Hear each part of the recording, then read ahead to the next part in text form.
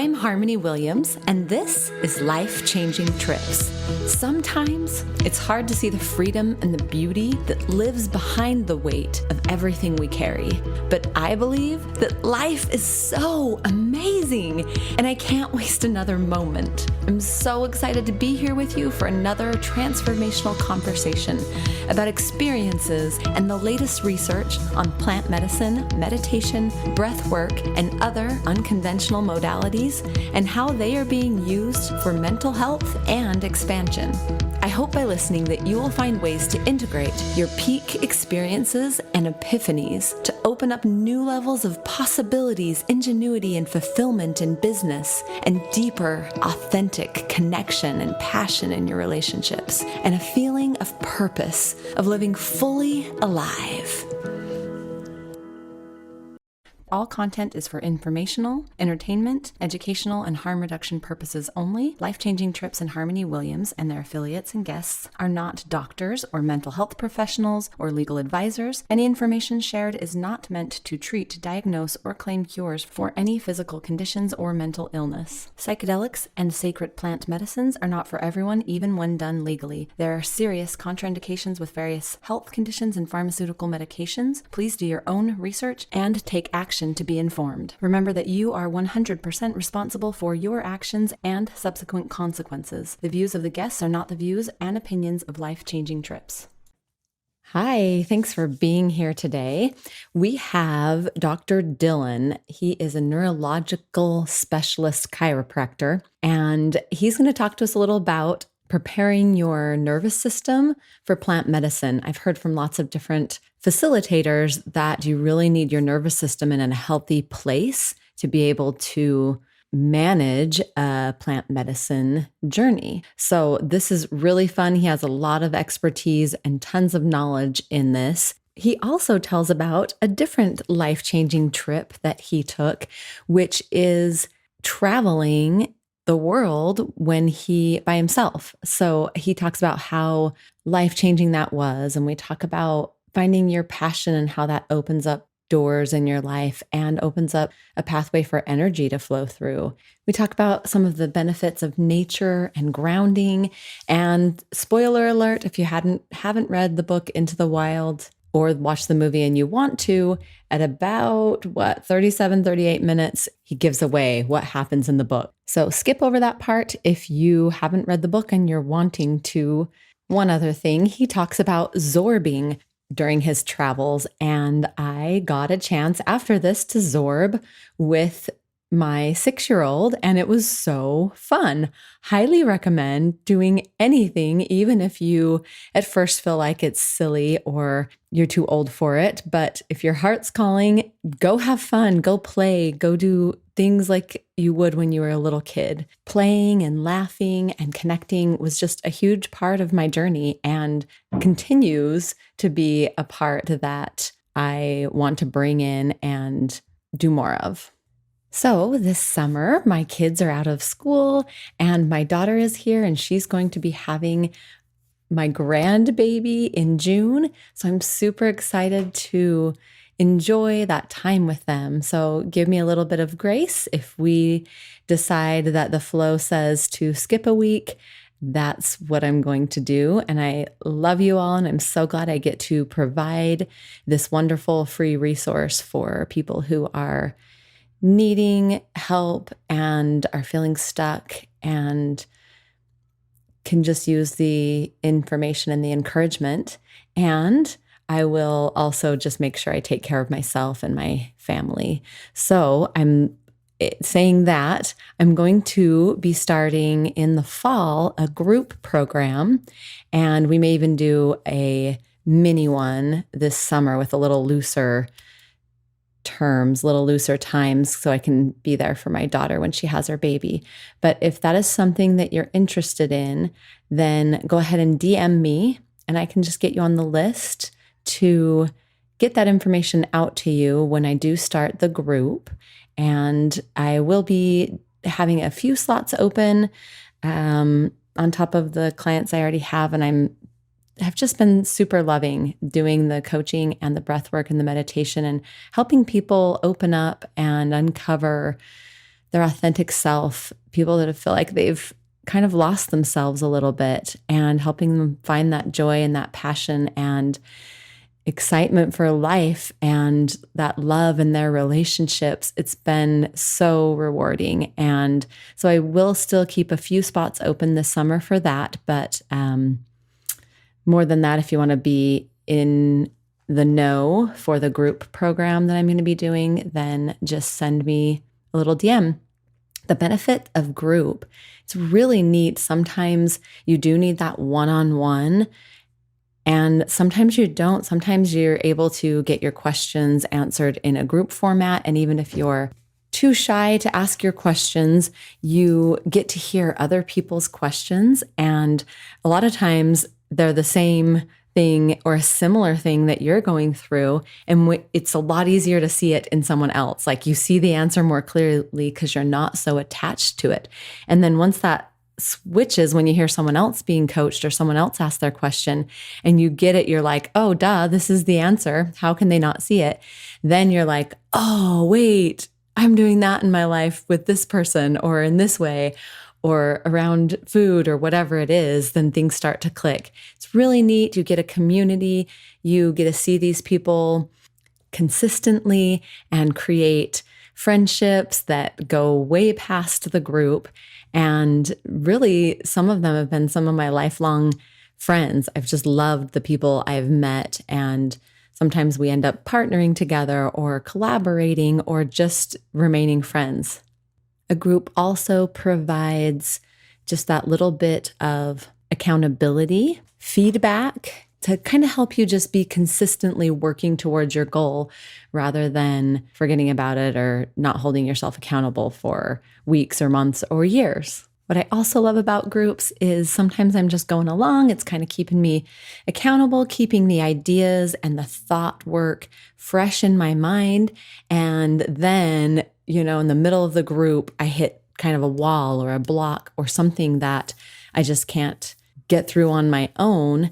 And being able to have that group, okay, I know Tuesday night is group and I'm going to be able to answer my questions and work through this and keep moving towards my goal and not let this stop me. We will customize each week the topics, the breath work, the meditation to the people in the group and what you're needing help with on coaching. So we'll be coaching on the general topics is if you're feeling stuck, like you've lost yourself, being able to help you find that joy and that passion. We'll be talking about health, questions about plant medicine or processing through one of those journeys or preparing for a journey, a plant medicine journey, body love, self-love, relationships, sacred sexuality, and we'll do a lot of releasing of shame, negative beliefs that are holding you back that you're ready to let go of.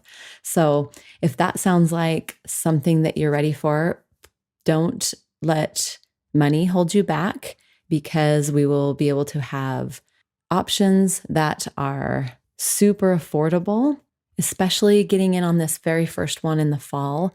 I would say will probably be the least expensive one of all. So if money is an issue, I would say act sooner rather than later.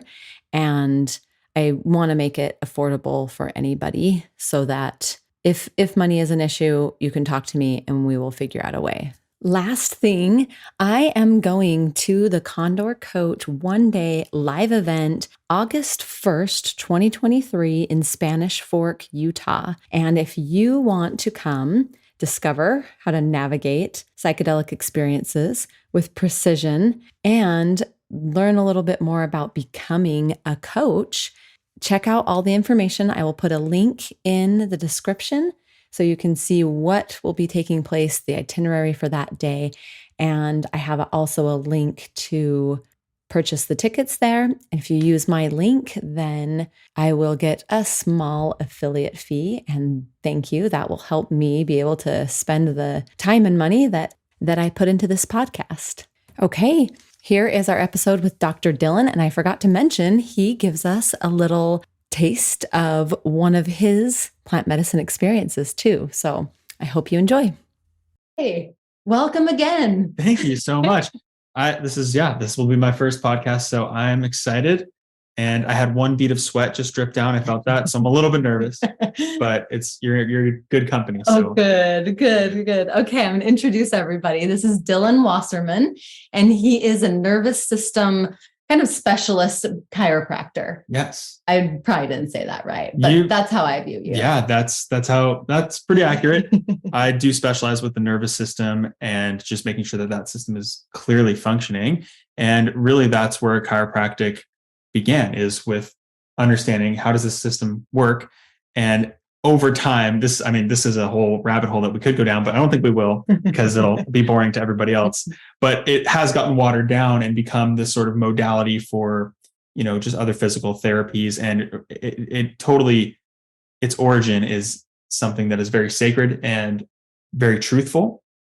It's all about understanding nature and things in the natural world. So how do we do that? How do we understand that? Well, it's all filtering through our nervous system, our brain and our spinal cord and all of our senses, our visual pathways, our motor pathways, our nose, our sense of smell, taste, hearing, balance. All of those are senses. So we experience the world through those senses. I love that. Mm-hmm. Yeah. I think a lot of us just picture a chiropractor like, you get in a car accident, so you need a chiropractor, right? Mm-hmm. But mm-hmm. I love just the whole person, the inclusiveness of everything, and how, I don't know, I just love how you describe that. There's definitely niches that you can have within the profession. Like, I do think that everybody who's been in a car accident, even if it hasn't been like a big deal or like life-changing, it still could have thrown things off and maybe you don't notice it till later. So I still think those cases are extremely important.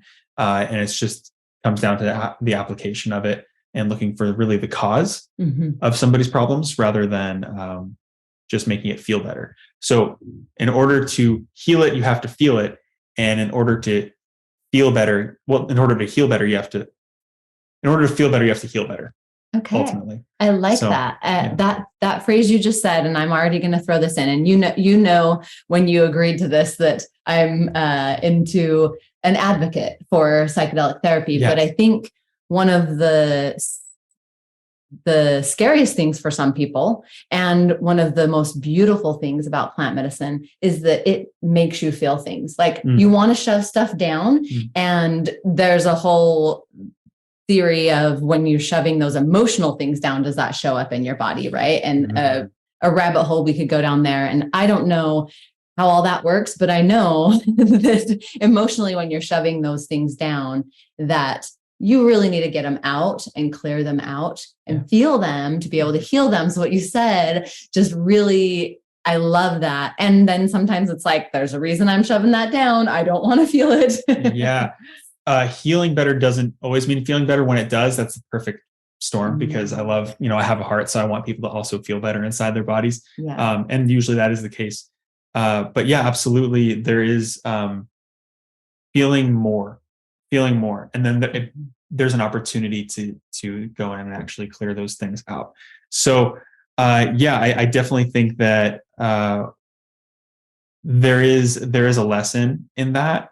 And I forgot what I was just going to say, but essentially that, oh man, I totally forgot what I was going to say.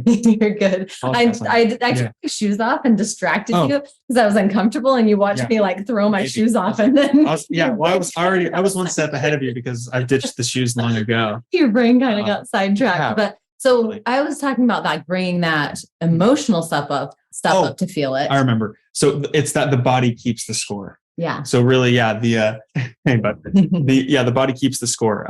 Every experience that we have, whether physical, mental, emotional, spiritual, all of those things are ingrained in our system, in our nervous system, but also in the other tissues of our body as well. Even the lungs, even the connective tissues.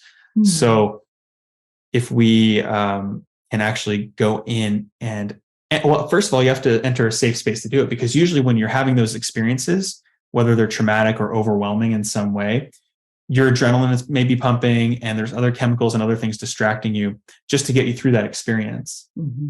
But it's not until later that you're actually in that safe space where you're capable of healing. So it's not enough to just be in the safe space. It's also having the right setting and the right people around you to help bring that out. So, there's tons of practitioners out there who have different types of practices and ways of clearing things within the body. Like I said, mine is through the nervous system. But the first thing is we have to set the stage. And doing that takes a lot of education. So, understanding what's going on. So it's someone educating me about themselves, and then me educating them about how this might be of help to them, be of service. And then we establish this thing called rapport, and where things become consensual. So before I even touch or before I even make that first adjustment, it's this facilitation of, okay, do you feel this? Well, first of all, can I feel your neck? Just gaining consent, right? Because you don't know what somebody's been through. Yeah. And it's true. I think that's a very, very important in that psychedelic space, to have someone you trust, have very clear boundaries. And I do that even when I do my breathwork meditations. I make sure, I think physical touch is very important, and we're all, not all, but I think a lot of people are lacking that physical touch, and it's healing. And so I do some hands-on, some cranial, just hand massage and neck massage as I'm doing the breathwork meditations. But I make sure I have consent before I do that, because someone could have gone through a very emotionally charged experience around something like that. And I don't want to trigger it for any reason. If they're just uncomfortable and we don't have that rapport built up yet, I don't want to push that boundary or make them feel more uncomfortable. But back to what you were saying. So you establish that rapport, you hear their story, where they're coming from, what's going on with them. Exactly. A deep dive into that. And then from there, it's like, okay, here's what I'm providing. And if it's a nice fit, then that's kind of that's the first step. Okay, now we're on the same wavelength, and you can kind of build from there to a point where it just grows. And so the nature of the care that I provide is not a one-time quick fix type of thing for the most part. That's what someone needs, which I haven't seen yet, then I'm happy to just provide that. But what I notice is that as we continue through a period of time within chiropractic care, each visit, we're getting more and more in tune. And it's like, oh, I remember that was in your system last time. It's a little different this time. Oh, it's actually the same. It's a pattern. We need to work through that pattern before we can get stuff to other layers of the body. So, there's this, it's like a continual swirling vortex that our bodies are so intelligent, and there's so much memory and generational memory, instinct, intuition, physical structure, all of those things to really that you could really dive into. And there's so many ways to do it. Like I said, I have my techniques, but I could spend my entire life adjusting one person and still find new things coming through. That's how I feel with like coaching, and I help coach other people, and I have a coach. And I mean, at this moment, I have free therapy on my insurance too. So I have a therapist and a coach. Very good. And it's like, I'm doing pretty good. I feel great. I've worked through a lot of stuff, but there's still this like dusting that you need to do, right? Dust settles. Yes. And you still need, like, even if your house is maintained like pretty clean, it's like, you still have to clean it. And then I also, sometimes life just throws big shit at you, and you're just like, oh crap, don't know how to handle this. Like, this is a huge thing. I am emotionally a wreck, and I need someone to help me. And so whenever I think like, I'm doing pretty good, but then, I mean, like right now I'm like, free therapy from my insurance. Yes. Sign me up. Like, and when I signed up, I was like, I don't think I really need this, but there's always something every single week that you can work on. And if like, that's really the only reason holding me back. I don't know about a lot. Some people probably would like doubt, that chiropractors, that's a bunch of baloney or whatever. And there's people out there that are just skeptical. Oh, therapists, what, they just want my money. I love when people are skeptical. It's such a good opportunity. It's like, you're smart. You are skeptical. You don't just fall for things like, let's prove it. Yeah. Oh, that was so fun. That your thing, we're going to get to introducing you, but this is fun. Yeah. Your thing, when he did a little seminar in town, and we got to have some experiences after. I don't know if you want to describe any of those, but it was really neat to see other people, and they were doing got their eyes closed doing these little tests, and just those visual things for me really helped, like, and kind of the proof, seeing the before and the after. Well, like what I always am aiming to do is like I said, let's get to the cause. And we live in a world of cause and effect. Like everything is, can be traced back. Everything can be traced back to an origin, right? So every cause has its effects, and every effect has a cause. That is a chiropractic principle, by the way, in our philosophy textbook. And so before we feel a certain symptom, whether that's something more typical but still uncomfortable, like pain or headaches, or it could even be something like constipation, bowel issues, things like that, to name a few. There's something that happened before that. And chances are there's something that happened before that. We didn't listen to it the first time. We probably didn't even listen to it the fifth time, and eventually it became a symptom. But what happened before that? Well, the nerves must have been misfiring, because if the nerves are coordinating everything perfectly, you have perfect health. So how do we check that? Well, you have to do certain tests. So you do balancing tests, and you can look at posture as an example of how the nervous system is perceiving itself to be in space. I do a whole host of different tests to see how that system is functioning. And then we can even go one step back further from that. What caused that to happen? Inability to adapt to a certain trauma in life, whether that was a mental stress or an emotional stress or a physical stress. If we weren't able to overcome that in the moment, then it will overwhelm our system. And that's the first short-circuiting event that happens. So you can always trace things back. Okay, so then why did that happen in the first place? I mean, you could always, I love kids. I work with kids a lot, and I love kids because they always ask why. I don't know if you ever did that exercise when you were a kid, or you have kids too. So kids, it's like, why? And then it becomes really abstract. You're like, well, because that's just how the universe was made. And you're like, I think, ends up just confusing I think the we heck out of you. got back down to zero. Well, nothing.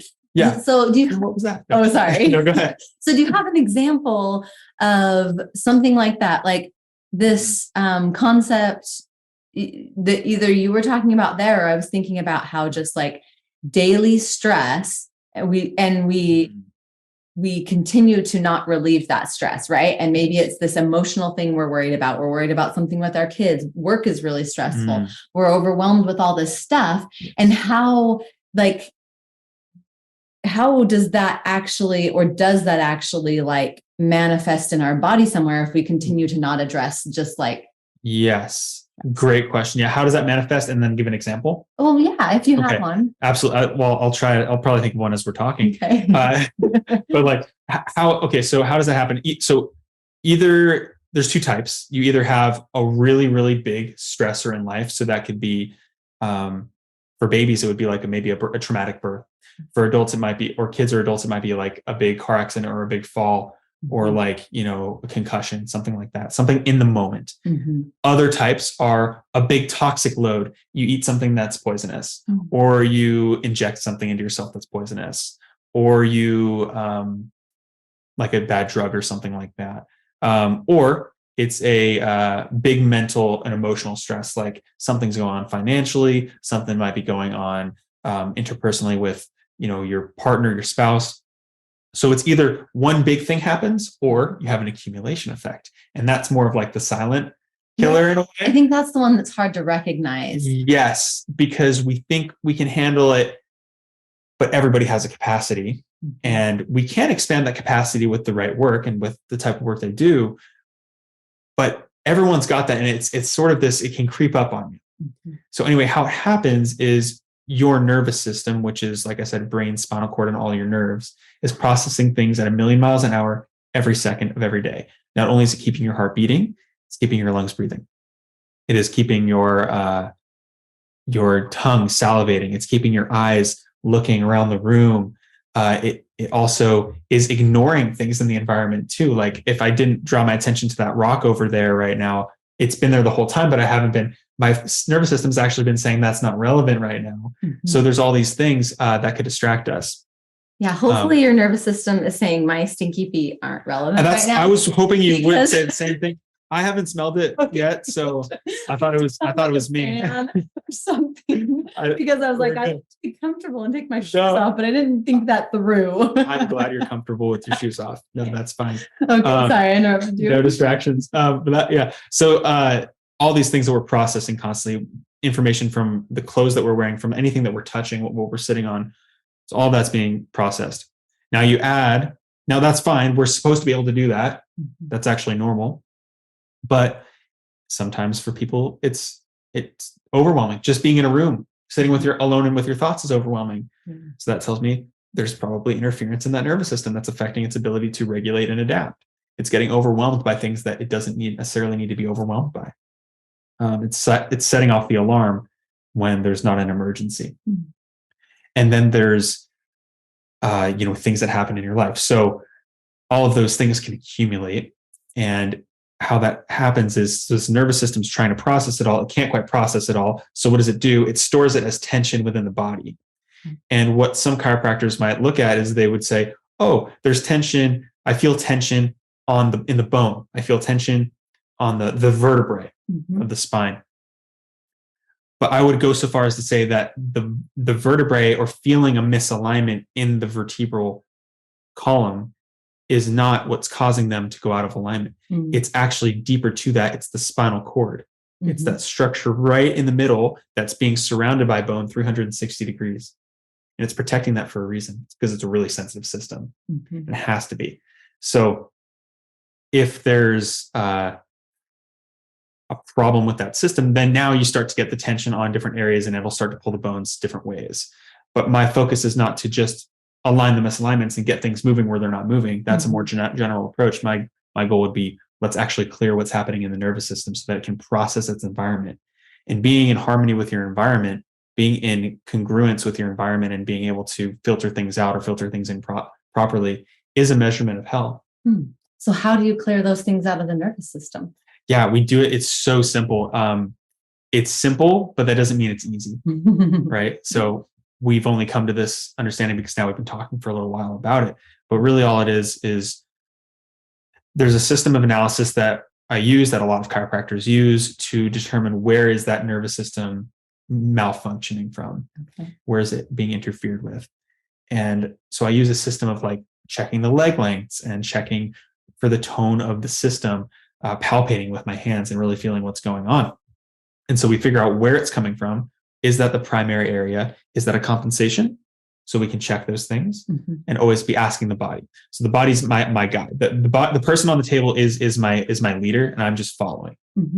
I don't come in with an agenda of, we need to adjust this, this, and this. Right. I come in saying, let's see how you're doing. Show me what's going on. Without them having to speak, their bodies will start to tell me. So 90% of healing comes from listening. So we listen first, and then figure out where in the system is that coming from. Now, I'm an upper cervical chiropractor, so I focus on the upper neck, which is like where the brainstem is, the respiratory centers, the heart rate, blood pressure, immune responses, all right there on the brainstem.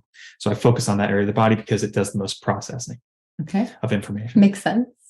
So when we clear that by adjusting it by hand, the body now is able to, I'm in a safe space. I can heal that trauma that I was holding on to, whether it was mental, emotional, physical, or spiritual, or toxic. So many different things. So now I can clear that. And now the body can function normally again. So that's our body's default state is health, it's well-being.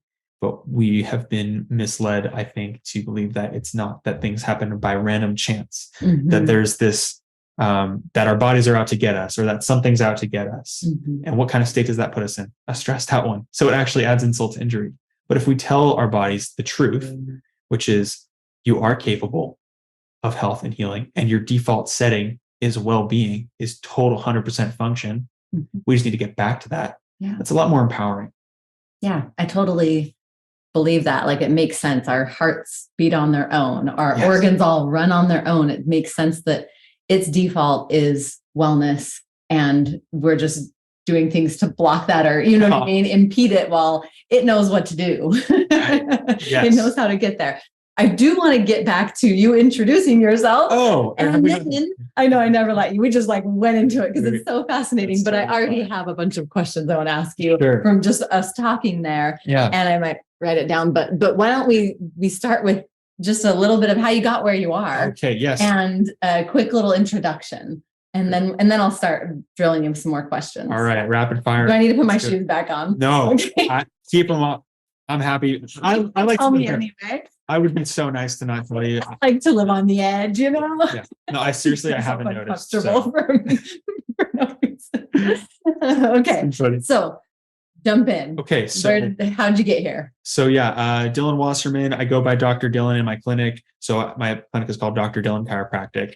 I opened it a year ago, and really I felt ready to open my own practice. And that was through a lot of deliberation and trying to figure out what I wanted to do and where I wanted to be. Mm-hmm. So I grew up, rewinding, I grew up in Southern California. Okay. And, just a happy kid, good family. We all have our problems and stuff, but it was great upbringing for the most part. I'm very blessed. I have so much to be grateful for looking back on it. Yeah, I really do. Me too. I had a great childhood. Yeah. Just a lot of good. And I was kind of a happy, oblivious child too. That's one thing where ADHD kind of blessed me, is I just was like, oh, this is, I let some things go past me, but yeah. For the most part, very blessed. So, okay, yes. keep going. Well, yeah, we do get to, that was the beautiful thing, is I could get to explore so much of the environment around me, and just playing in a backyard or in the pool or whatever, my grandpa's house. There's memories that flood in. Anyways, so yeah, grew up in Southern California. I was always interested in movement and science, and so it was actually my mom who introduced the idea of she introduced both chiropractic to me, because we have a couple generations back, we've had chiropractors in our family. So there's a historical context there, and she would get adjusted as a kid. And then she introduced, how do I get there? Well, through kinesiology, which is what I got my bachelor's degree in. So I decided, so we didn't really travel or we didn't move around or travel very much as a kid, kind of stayed in the same place and went on maybe a couple little weekend things here and there.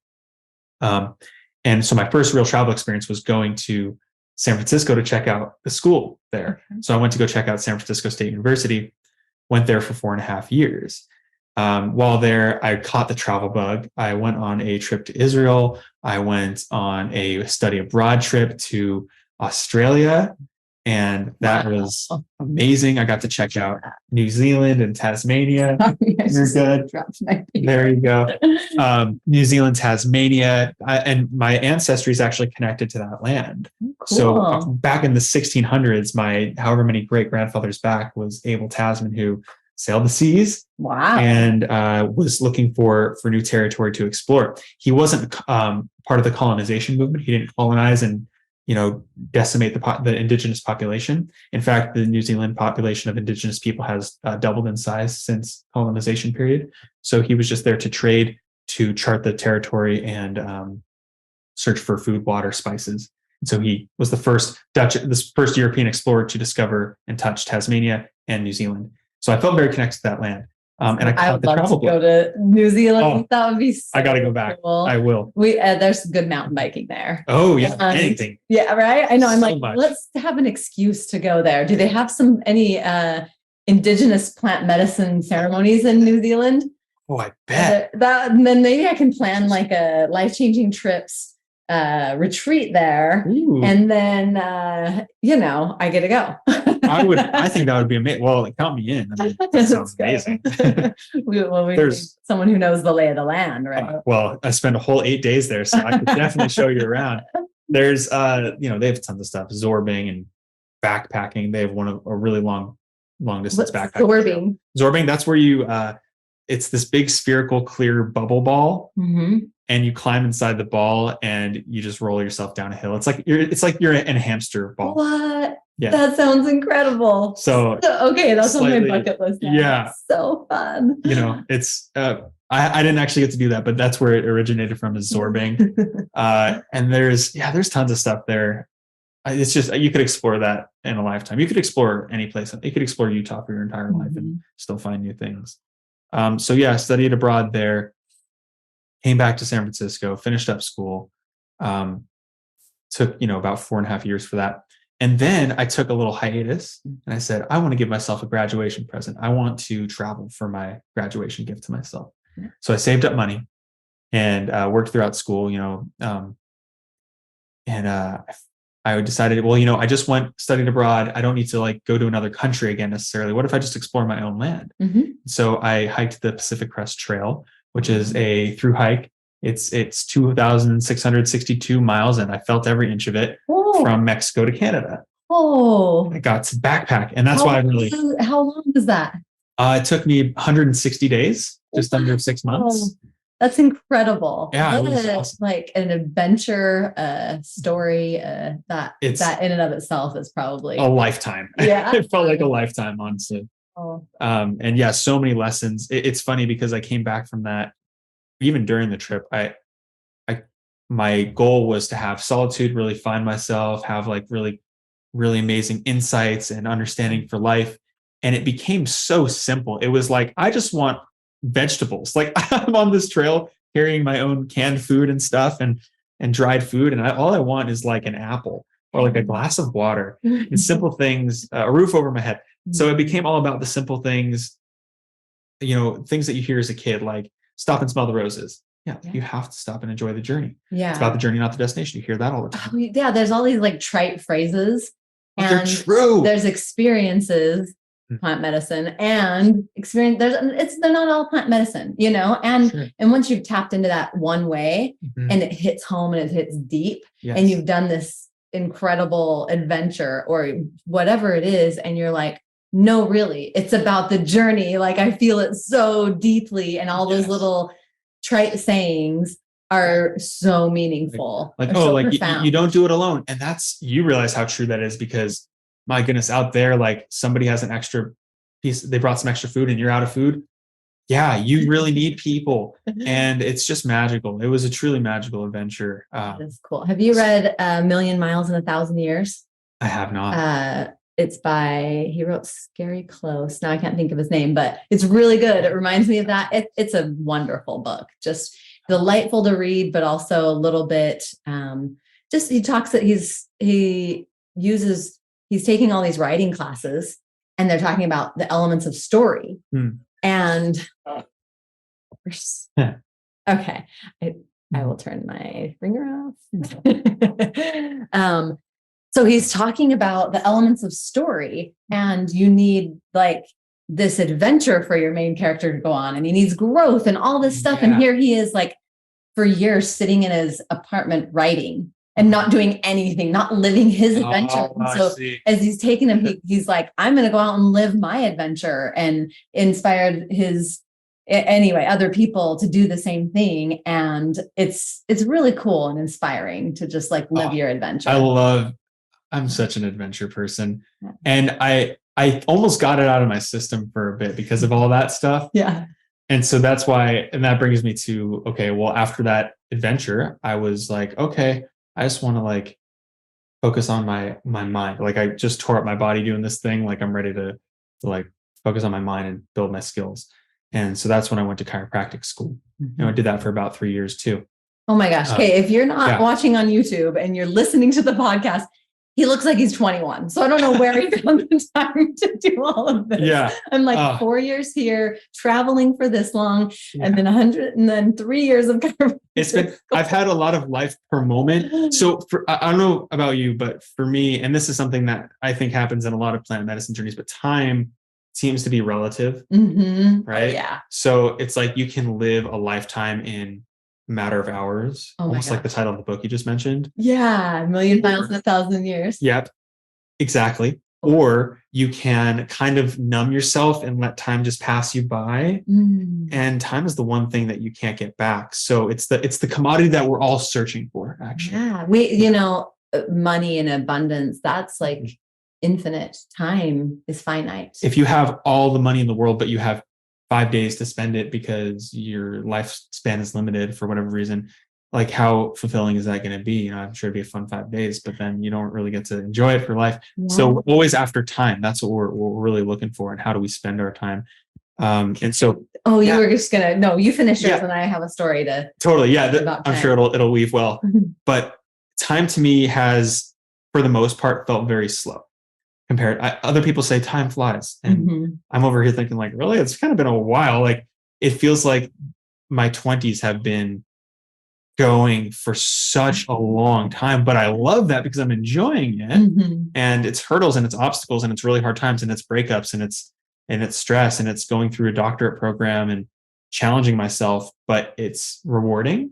And so I'm constantly putting myself through these new experiences and then opening a business, right? So, you know, it's been a lot of life in the short amount of time that I lived. And to me, time feels slow. So I think that we can change that depending on what we're doing. Oh, definitely. Yeah. Yeah. Go ahead. Yeah. Time is just so relative. It's crazy. And okay, so the story I was thinking of when you talked about time is I was on a plant medicine journey, and there was a group over by the fire, and we were out in nature, and they were like, oh, we're heading over to the fire. And I was like, okay, yeah, I'll be right over. And I was just like, I just want to like run. So I got married when I was 20, had my first baby at 21. I didn't really go adventure like that. I would have loved to. I love travel. And then 5 kids later, and it's been my oldest is 23, and I still have a 6-year-old. And that's part of my story, is just this whole kind of midlife crisis. And am I even living life, or am I just like surviving? I was just in that place of, and so I was there in this moment, like being pulled by, I need to go be with everybody at the fire, but I just want to like get on my bike and run away as fast as I could. So I got on my bike and I started like pedaling as fast as I could down this dirt road. And I was just like, this is so fun. And I feel free. And I'm on this adventure by myself. Right. And I'm just like pedaling.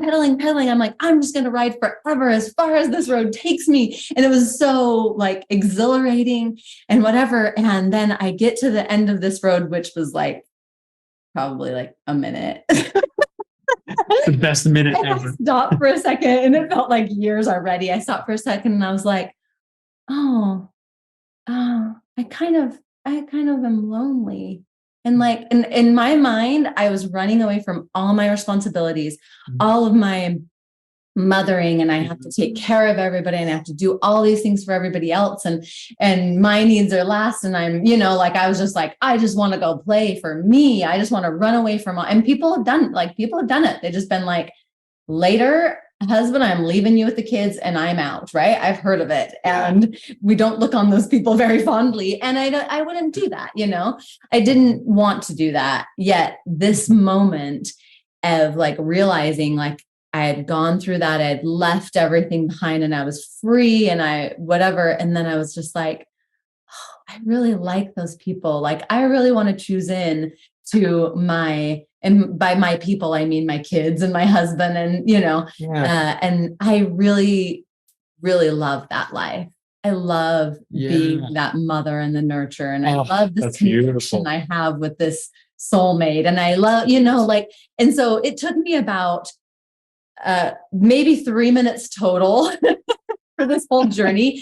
But to me, it like felt so deep, like I had gone away for 10 years and lived this life doing whatever I wanted, and then chosen to come back and be the best mom and love the shit out of those kids and just be there in that process. So that time was definitely relative then. Yeah. I'm totally going to put these back on. Oh, you're good. Oh, now, yeah.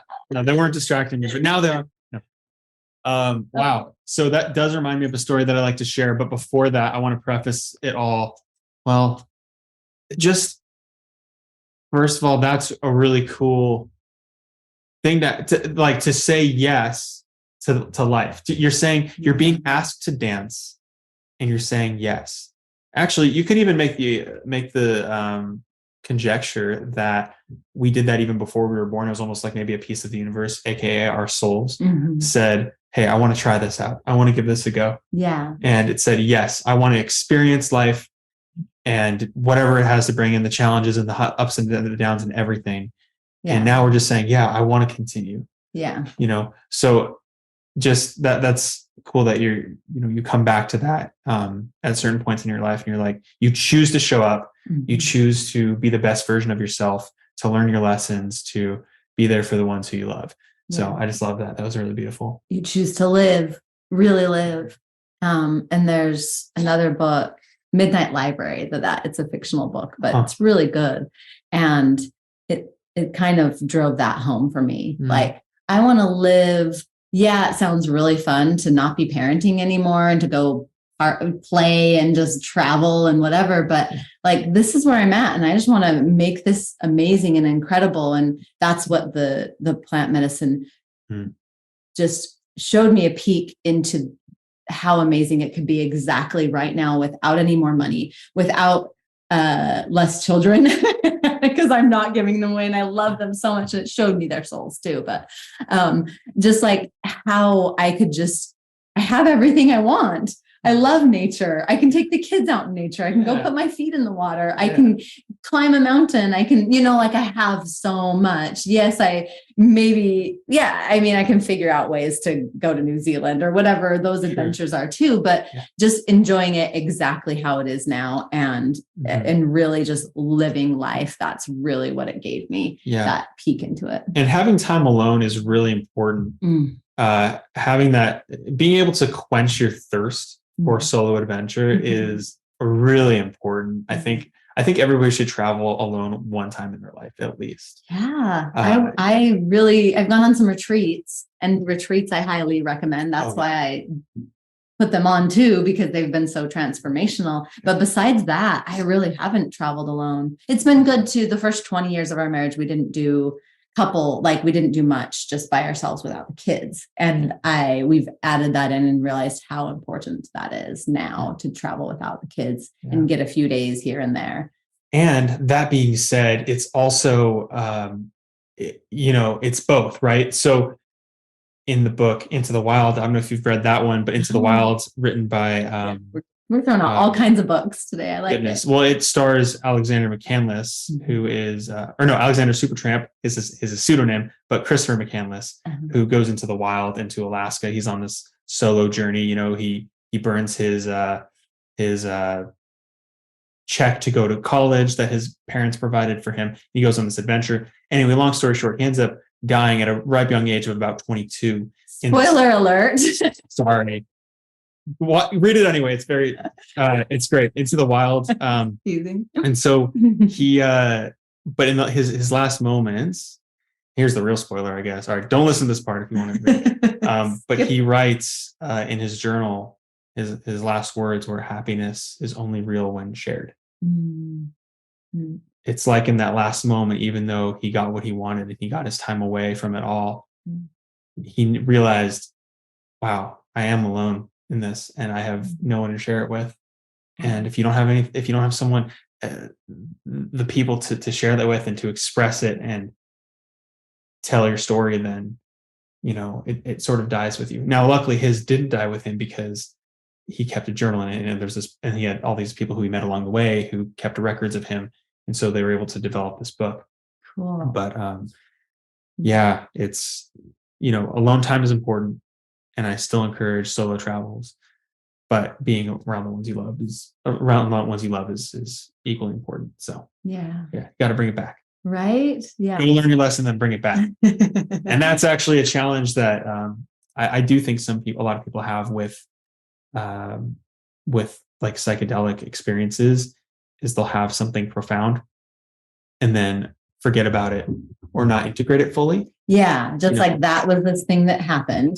Yeah. That was the medicine. That was the drugs. That was like something else. But I'm me. But now, I'm back to me. Yeah. I go back into, it's funny, after my first one, I started referring to myself as human harmony. Really funny. Oh, that's fun. I realized there was like this, I was on the journey. I was the spiritual me. I was this I was this consciousness, and I could see it from a higher perspective. And then when I came back, I was like, oh, human harmony is hungry, and I kept saying human harmony. It was so weird. Referring to you have like these alter egos. Yeah. That's funny. Yeah, but it's true. And then integrating that is I'm a huge proponent of that. Okay. Yeah. So as you bring that up, do you have a kind of, have you researched some on this? Do you have some perspective on psychedelic therapy, on how it could benefit or some harms of it, or anywhere you want to go there? Yeah. So full disclaimer is like that I'm not the expert on this for sure. Okay, I don't want to claim to be, but I've done some research, and, there's great documentaries out there as well.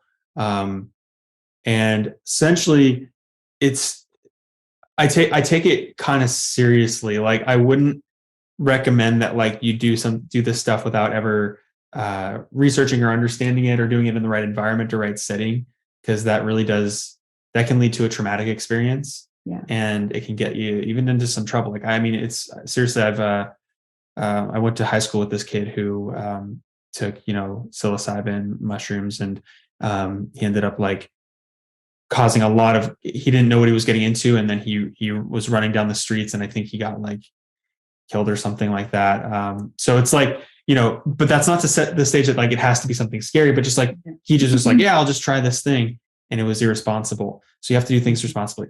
But what's been shown is that when you have the right setting and the right mindset, external and internal settings are on point, then it can cultivate the space of real exploration, appreciation for life, gratitude for life, the deepest sense of gratitude for what you have. Open-mindedness, it can really expand open-mindedness. It can show you where you're stuck, either mentally or emotionally or spiritually. It can help you really to break through the other side and gain perspective. So that's my opinion on it, is that when used properly, it has the power to shift your mindset and give you perspective. I did want to share an experience. So I also want to preface this all by saying, because we talked about the bicycle thing, and in my research of these things, I've also heard that the person who discovered LSD, I believe he had his first experience with it when he went for a bike ride. Yeah. So that's kind of interesting. And there's a cool YouTube video that kind of shows what it might have been like and describes it. Really? Yeah. Okay, cool. So so that's a well-known thing. And I will share this experience. So this was when I was in college. I was in San Francisco, right? Like, just taking you back to there's a lot of history of like drug use and like psychedelic use in San Francisco. So, that influence did make its way into like my circles of friends, and I became really curious about it. So I was like, okay, like I acquired some psilocybin mushrooms, and I was waiting for like the perfect time. I was like, okay, I'm going to do it with these friends at this location where I feel really good out in nature.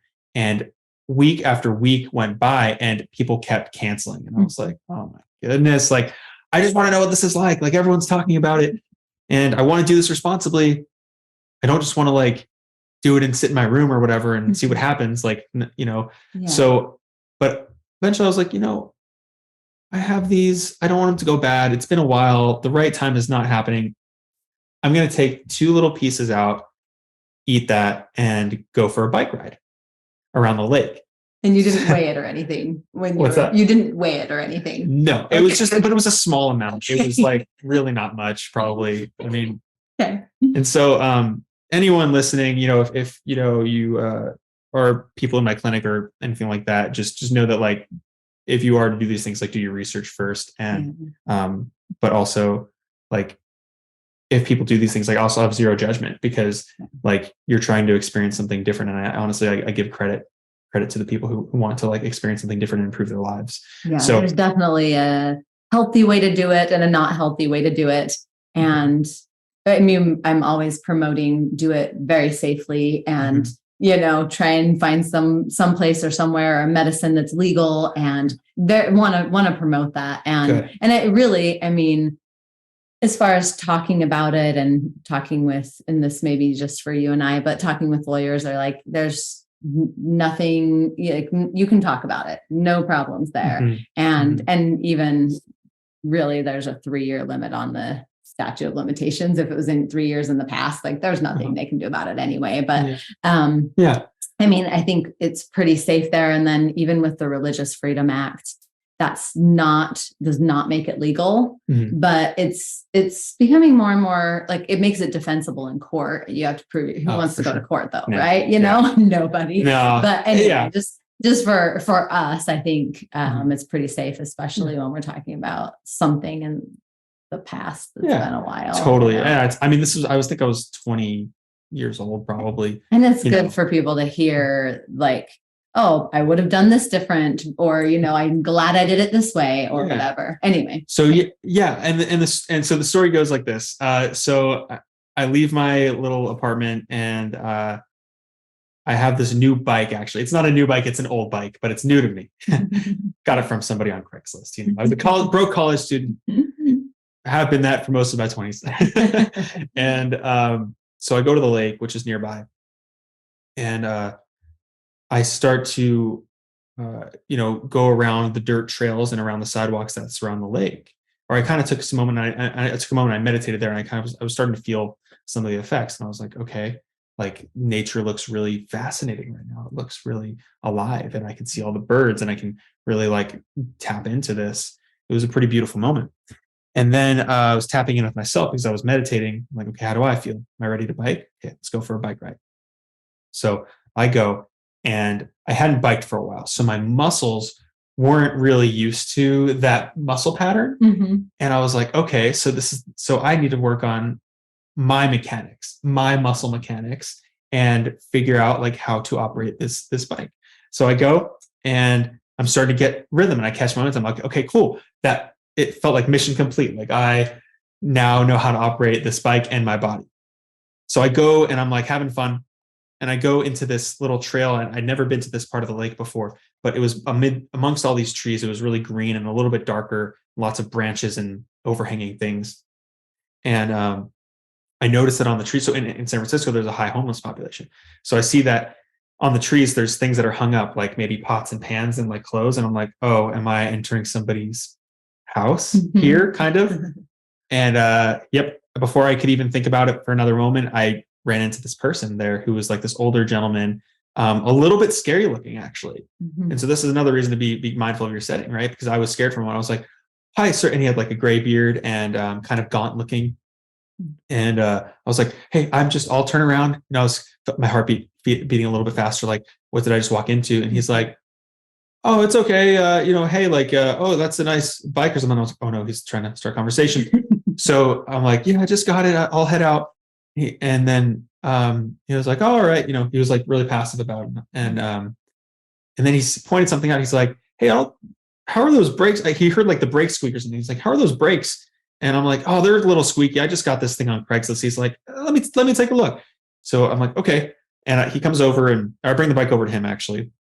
And he starts working on stuff, and he brings out like a toolkit out of his like fanny pack or whatever. And he's like working with his hands, and you could see in his hands how experienced he was with this. And so he was cutting things. Oh, you don't need this. And he's like throwing things, and he's like, here, adjust the seat. Your geometry's off.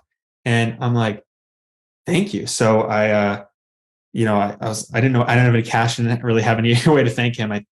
Or anything like that. I think I gave him like, I don't know, a lighter and a hemp wick or something like that. Whatever was in my knapsack. I was like, thank you. And he was like, yeah, no worries. And he said his name was Raven.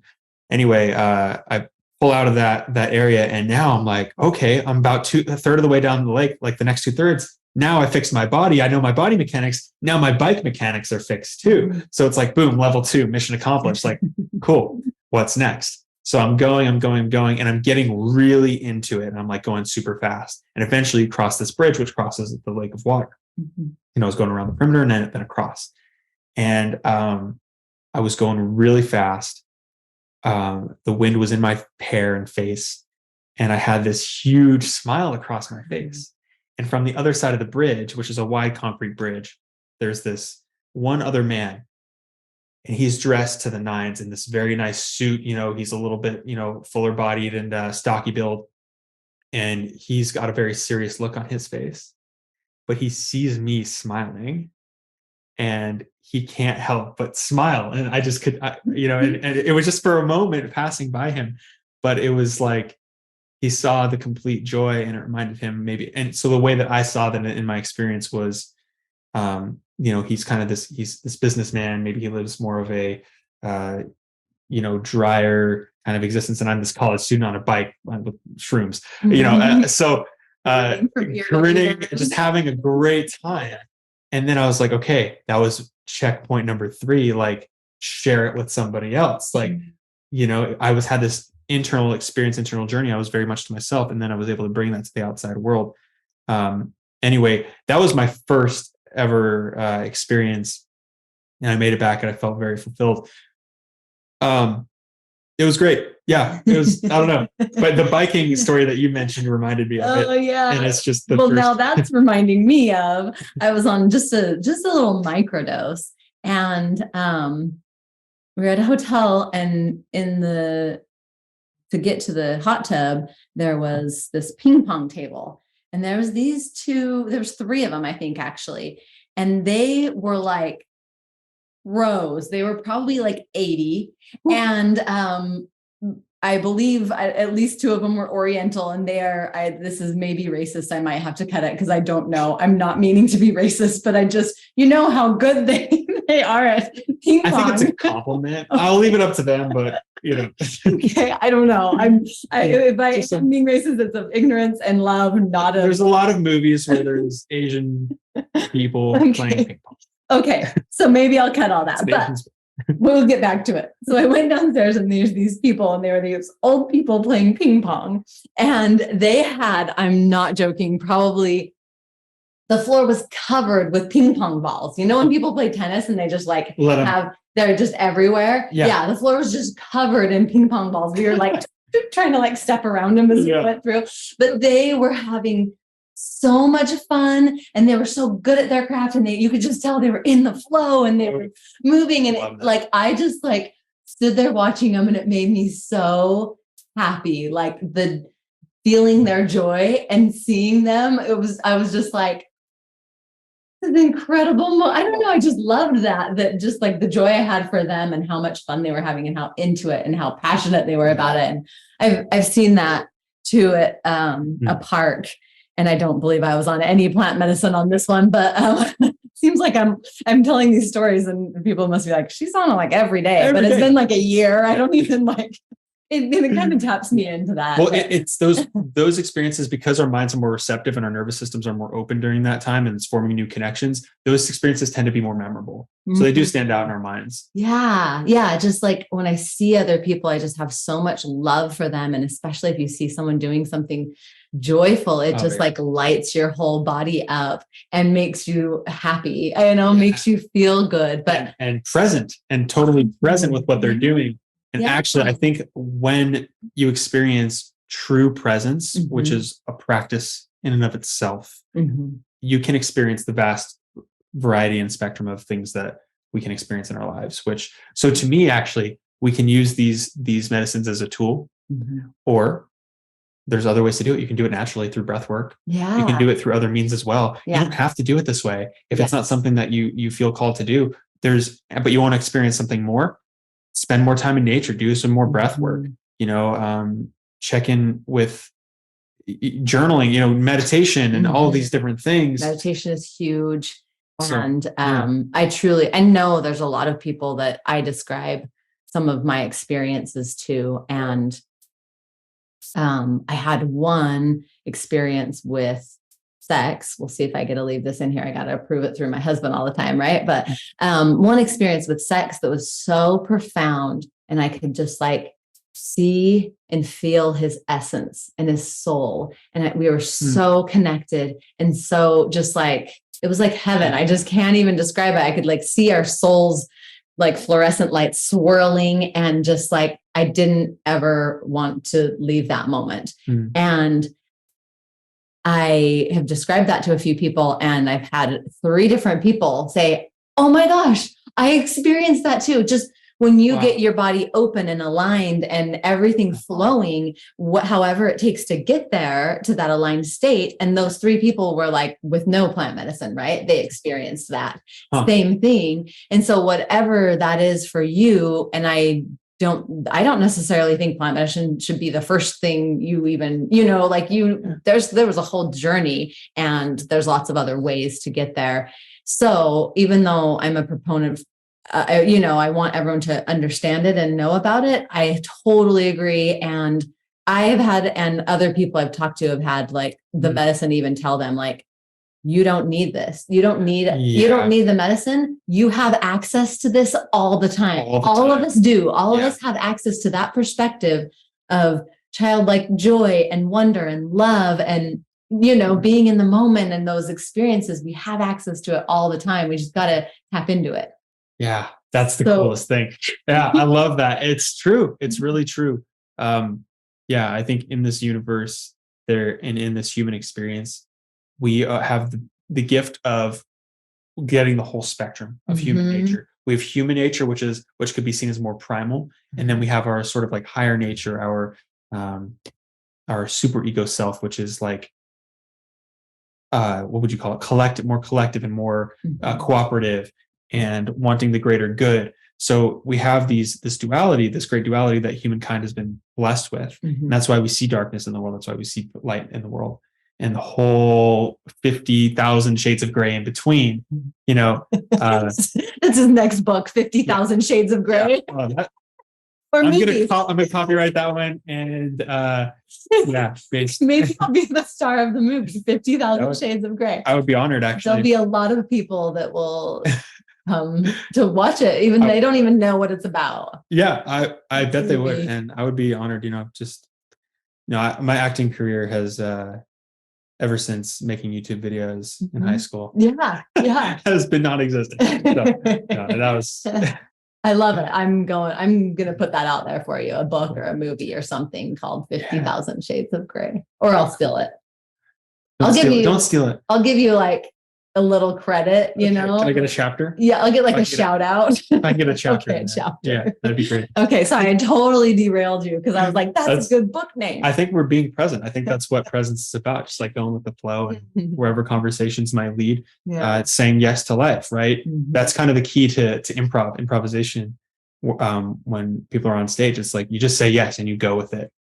And then there's a movie about that called Yes Man, starring one of my favorites, Jim Carrey. Yes, that's so good. He just says yes, and it leads him down some mischievous paths, and it leads him into some really beautiful things as well. Yeah. But life is constantly asking us to dance, and sometimes we can be paralyzed by things. But if we say yes, that's good. It can lead to I just think that's good. It can lead to things we can't even imagine. And I'm also not saying that it's bad to be like, okay, I got my finances, I got to focus at work, I got it, like, to live in this world, in this, that part of the duality, that's not like bad to be there. Right. And like, I think there's this balance. And like you said, the full array of all the emotions and all the experiences and just doing all of it. Right. And that's not like you're bad if you go to work and you live in this world and you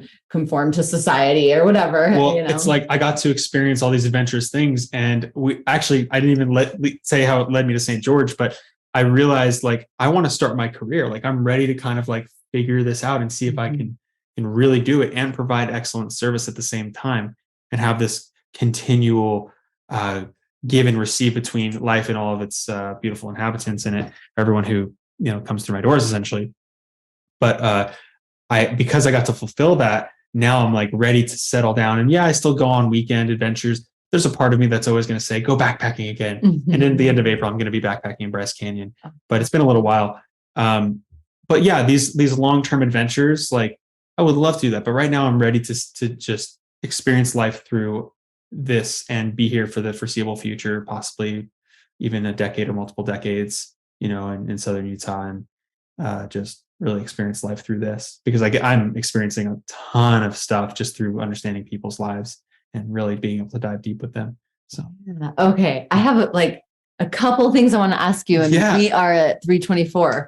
How are you feeling? You'll need to wrap it up here, or can I ask you a couple? Yeah, ask me a few more questions. I'm good kind of either way right now. So I'm enjoying this. So maybe I'll just kind of throw out the couple things I'm thinking, and you can see if one's just like right on this line. I was thinking about just that balance between work, between joy and being a business person, and having that fulfillment and creativity in your business, and also just like entrepreneurs. I don't know. Yeah. If there's anywhere you want to go with that, I'll throw out the other couple too. Yeah. I really just want to let you ramble on about the nervous system and connecting to ourselves as much as you want there too. And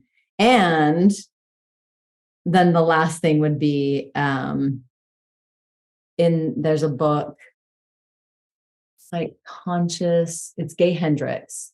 Have you read anything by Gay Hendricks? No. So he hits his head, and it's kind of like a near-death experience. Uh-huh. He's overweight and miserable and has smoked and has been in bad relationships and all this stuff. And he is able to like see through all the layers of his body and see into where he's holding everything and what's going on in his physical body and his spiritual body and all these like different layers. It's a really cool story and book. And then basically after that, he's just like this incredible conscious living kind of guy, right? That might even be the book, Conscious Living. I don't remember. I'll have to pin it here. Yeah. So that might lead to something else too. So there's three things that I'm thinking of, and I'll let you go with. Yeah. So it was actually towards the end of my schooling that I was thinking, okay, I think I want to open my own practice, and I'd gained experience from multiple clinics. And I really it stemmed from, I kind of want to be my own boss. And I didn't go to school for, if you're going back to kindergarten, you're talking like 20 years probably, right, of my life, or whatever the math adds up to be. But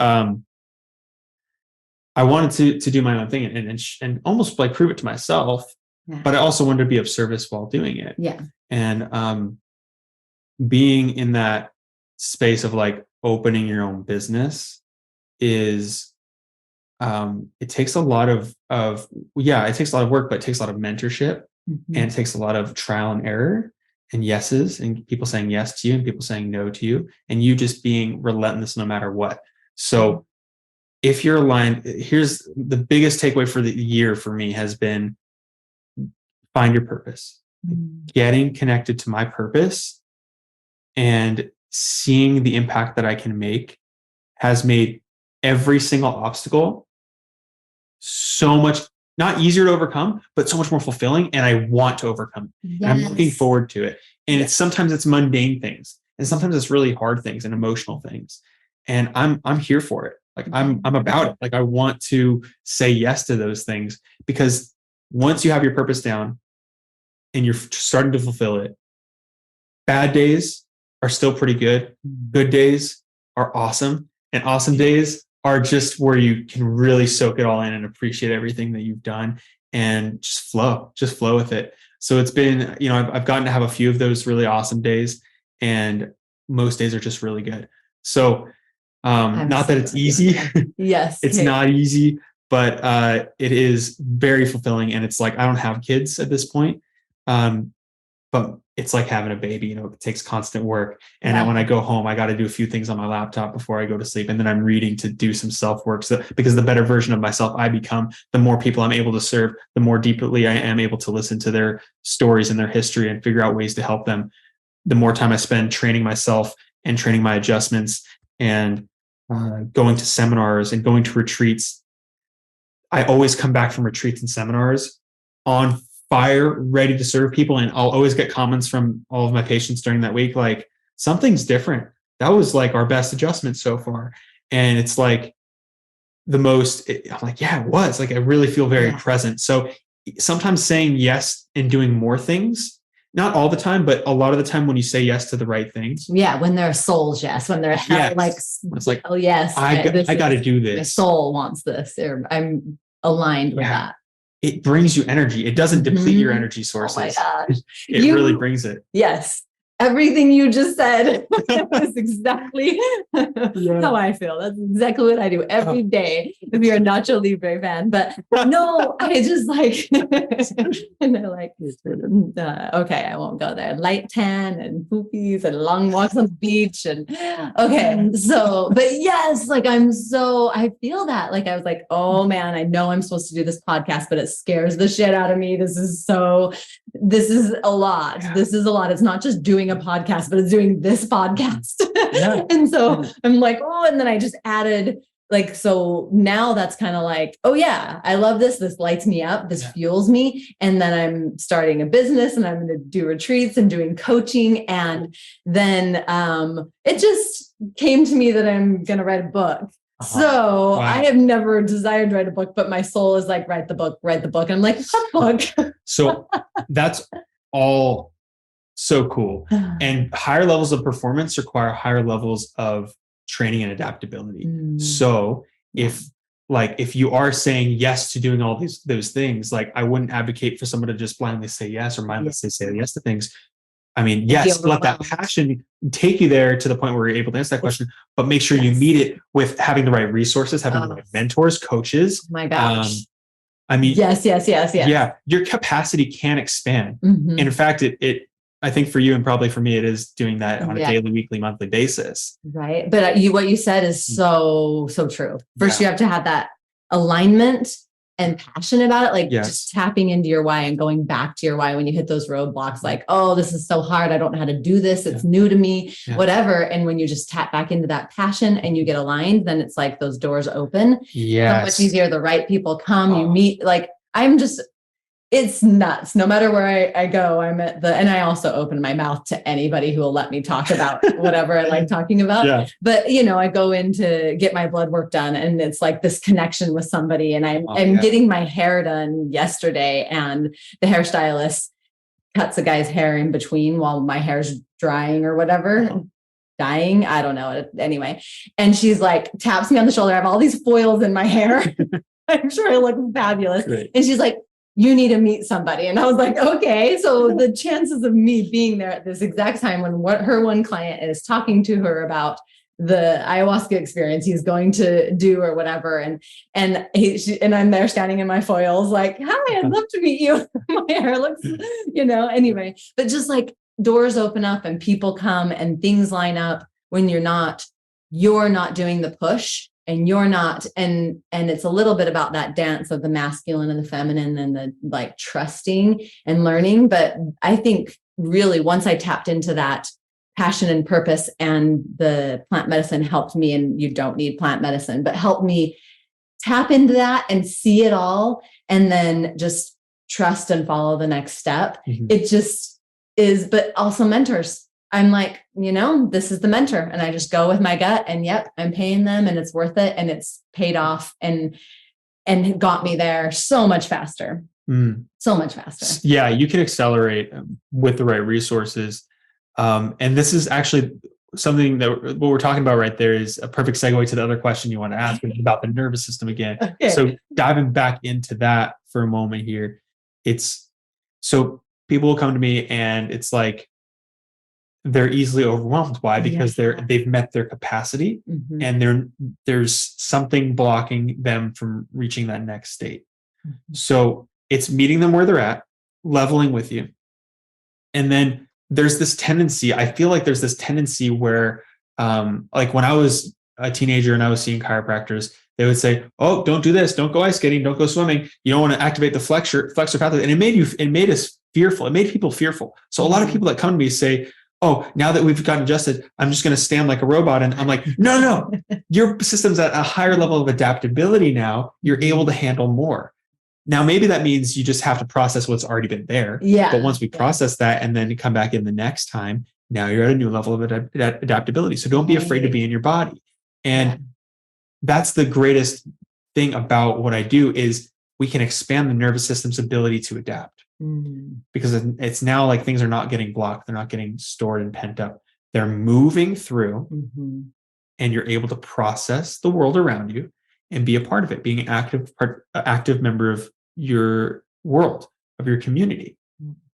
So like over time, like what a lot of people that I'm seeing are finding is that they're able to do not only the things that they were doing already, but they're able to do more. Yeah. And then does that mean that we stop there? No. Now we can reach another level of adaptability. And I experienced the same thing in my own life. It's like, if I looked at what I was doing 4 years ago, I'd be like, what? Like, how can you be doing all of those things? Yeah. My capacity wasn't there. My level of adaptability wasn't there. I've gotten a lot of chiropractic care since then. I've gotten a lot of mentorship and resources since then. Yeah. And now I'm at this point where I can handle a lot. And it feels like it's almost like fueling you. Yeah. You know, like just the energy, the two of us, when we're like, yeah, oh my gosh, we got like all excited because it's just like fueling us and passionate. And then for me, the time, it slows down and it's different. And there's an article I just read about, it's not about the time spent with your children. And it was specifically from like 6 to 11-year-old children. They did this study, and it wasn't about how much time you're spending with them. It's about, and this sounds trite, but about the quality. The way I describe it is my heart there? Am I all in? Am I like just loving this time with them? They don't need hours and hours. They need time to go play on their own and explore the world. But when you're there, and I feel like that too, I'm like, oh, the old me would have said, oh no, you can't work and be a good mom. That was one of my limiting beliefs before. And I'm like, no, I am there for my kids and I'm holding that space and I'm doing, and it's shocking. Like I wouldn't have believed a lot about my life if you showed it to me 5 years ago. Wow. Like she's gone off the deep end, but I'm like living it. I'm like, it's incredible. And I feel so much more connected to my higher power and to myself and to my kids and to all of life than I did before. And I shattered those limiting beliefs. I can be an amazing mom and I can do something that lights me up and give to people and share my gifts and talents with the world. And like, what else is there? Yeah. So I have another question, but sure. If you have, I was just going to add one thing there with that is as long as you're making sure you're getting your needs met. Yeah. You know, yes. Because that's the first thing is identify your needs. Mm-hmm. Okay. What do I need right now? Do I need a cup of water? Do I need to sleep? Yeah. Do I need movement? Mm-hmm. Do I need to be with my kids? Like, so identifying the needs, like where in my life do I need to pour more soil and resources and water into? And then from there, okay, now you can say yes to more. Yeah. And then maybe your needs change. So always checking in and identifying your needs. And then that's what makes it sustainable, I feel like, long term. Yeah. And that's why sometimes I think I'm good. I don't need a mentor right now. I don't need to go to a retreat right now or whatever. But honestly, you know, if I go for even a couple months without something like that, without something helping me make sure I'm getting all my needs met and leading me on this path, I feel it. I notice, and I'm like, okay, I think it's time for like reassessment here. What do I need right now? And so I want to ask you and I had a different question. We may have to save it for next time, but okay. We might finish this eventually. But just like what helped you tap in to that intuition to know what your needs are and kind of where the your next step is on all this that you're juggling and you're doing. So I'm more of a methodical person. Like I'll take my time to really decide on even medium to big size things, but medium sized things as well. Mm-hmm. So I like to, if somebody offers an idea or I get an idea, I'll sleep on it for a few nights and I'll think about it and then I'll go for a hike. I'll go into nature. Mm-hmm. Actually, that's what I'd probably say is, you give it time. And if it's truly a good idea, you're going to keep thinking about it and you're going to get more excited about it each time you do. And then it's honestly spending time in nature, just putting your phone on airplane, leaving it in the car for a little bit. Like, it doesn't even have to be like you're in this magical forest far away. Like there could be other people around. You don't have to go somewhere so secluded, but at least take some moments to really like look at the world around you. And honestly, nature has the capacity to heal. It's not me. It's not my educated brain saying this is what you need. It's really going into a space where like life has wisdom, like nature has wisdom in it, whether it's in the wind or the sky or the clouds or the grass or the ladybugs or the tarantulas, Yeah. the turkeys, or whatever. Trees. Oh, trees. Oh, Or those two. whatever. Both. You know, that's what brings you back to the present moment. And when you're in the present moment is when you can make those decisions. So, but if it's an immediate thing, like just close your eyes, right? If your environment is too overwhelming, or you're at your desk and it's like there's all these tasks in front of you, just close your eyes, because guess what? You have nature inside of you as well. So you can do that. Yeah, I'll hold a rock and just tap into those. My life coach taught me that, like, if you're getting overwhelmed and spinning in anxiety or whatever, you can tap into those physical senses and touch something and smell something. Ground. Grounding, those different things. So I wonder if we can kind of maybe wrap up if I let you finally go. But I want to I've heard so much from these incredible experienced people that have been doing the work for a long time with plant medicines. And they really talk about making sure your nervous system is in a place before you do any of this, that you are ready for that, and how detrimental it could be if your nervous system is not ready for plant medicine to jump into that before it is. And then also that possibly the care afterwards, because I have to admit, I don't quite understand what they're saying. I can't picture all of this, but they're saying the plant medicine journeys can be really hard on your nervous system. So I don't quite understand, but I've heard that several times from people who are more experienced than I am. I'm familiar with the concept of the day after you're kind of maybe a little bit depleted, or you need more rest. So I think that is a sign of that. Makes sense. So yeah, the nervous system with these substances, again, I don't want to assert myself as an expert per se.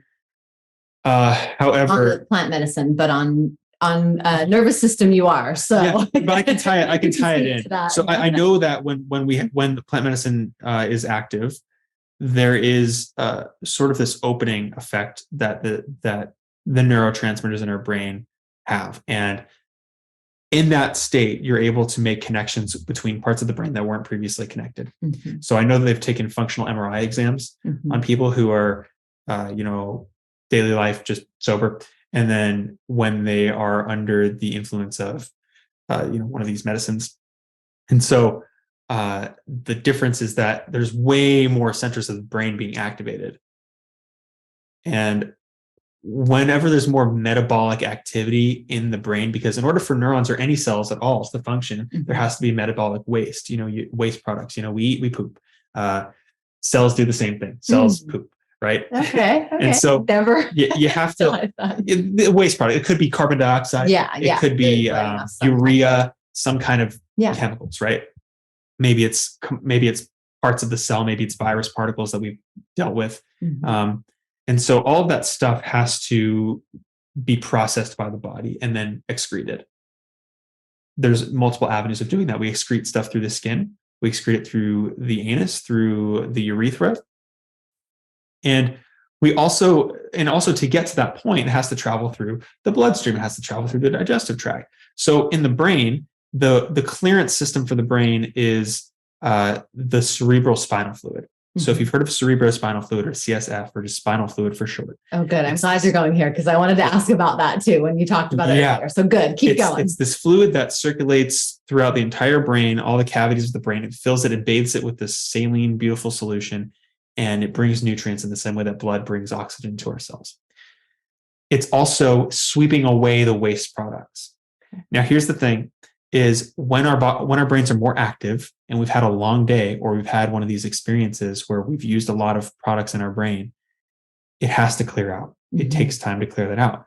But structurally, in order for the stuff to clear out, it has to be structurally sound. So if there's a misalignment, or what we would call nerve interference, or a subluxation, if you want to use the fancy term in chiropractic, that will put pressure on the brainstem. And when there's pressure on the brainstem, that circulatory fluid cannot drain as smoothly. It's clogged. And so it can create more inflammation. So this happens with concussion cases. This happens with whiplash injuries. The brain gets jostled and it has to get rid of all of its waste products, but it doesn't have the exit the exit's not as open as it should be. Okay. So in order to clear things out and be as adaptable as possible, whether it's during the experience because it's happening 24/7 or the next day or the next month, that system's got to be functioning really, really well. So that would be the first thing is, make sure that your system's able to clear the stuff out and process. Yeah, I forget where we were going. That alone is incredible because that's all like new information to me, or, like I that's fascinating to me. I could make you just keep talking about cerebral spinal. Yeah, it's an ancient fluid. It's been in all life forms from sea creatures in the dawn of life to mammals and humans. And so it's very vital. It's a very vital function. So we have the lymphatic system, which is like the drainage system of all the extra fluid in the rest of our body. The brain and the spinal cord, it's called the glymphatic system with a G. Oh. And it has to, process out the spinal fluid. And we create 500 milliliters of it a day. So that's, half of a Nalgene water bottle, essentially. Wow. So that has to move out as well. And the reason why, I think it takes more time for people to recover from certain things, from plant medicine experiences, or from concussion injuries or whatever it is, even if they're having problems, other things, it all filters out at a different rate. So making sure that system's as efficient as possible is pretty key to recovery. Nice. Yeah. I thought it would be just really nice to introduce my guests to someone who would be safe, if you know what I mean, just like very caring, very like, I appreciate that about you, that you care about people, that you're knowledgeable, and you'd be safe if they're experiencing some things, or wanting to prepare for a plant medicine journey. But either idea. Of those things that you'd be a safe, I felt like I would trust referring people to you, and that'd be a safe place for them, a safe container. That's what a lot of people are looking for, is just this someone they feel safe with, and that they're able to, if it, I want to be able to talk to my therapist the whole truth. I want to be able to tell them, well, actually, so I was on this, I had this experience with plant medicine, and have them be open, understand, and get the whole thing, rather than me trying to like, lie or skirt around it or tell them a half story or something, and so thank you for bringing that up, because I think we need that. And when I see patients, anyone in the clinic, like we have a sacred trust. Not only is it illegal for me to share information, but we have confidentiality. I used to feel like nervous whenever I'd fill out my forms, like, should I tell them that I'm sexually active, things like that. And are they going to tell? Where's this information going exactly? And my clinic is completely my parents about it.